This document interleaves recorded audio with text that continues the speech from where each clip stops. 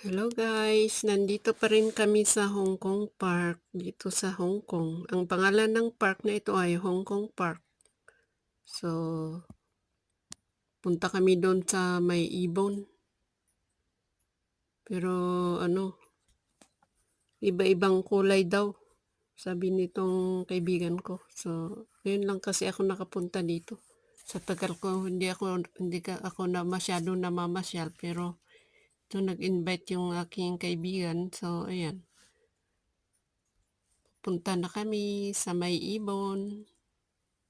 Ayan, dito ang daanan.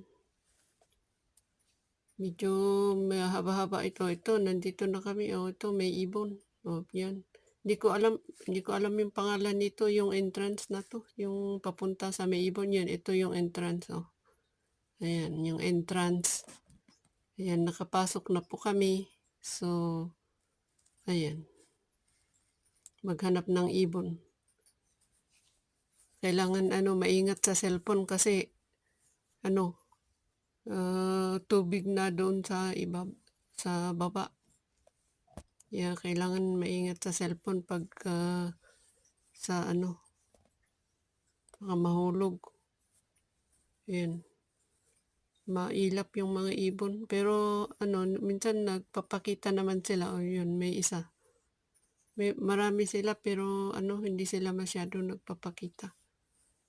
Marami din nagpipicture. Ito wala pa akong nakita nito. O wala pa. Baka sakali mamaya meron. O yan. Yan, wala pa. Ayan, yan ang mga ibon na nandito. Kailangan magtiyaga ka na maghanap sa kanila. Minsan nandoon sila sa punong kahoy. Bihira yung nagpapakita.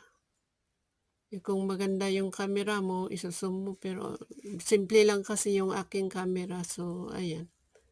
Manood lang po kayo. Maraming salamat. Yun lang ang aking maipapakita sa ngayon. Iwan ko sa iba kong video kung meron pa. Pero na full memory kasi ako kaya kukunti ang nakuhanan ko. So, ayan, maraming salamat guys sa iyong panonood. Thank you so much subscribers.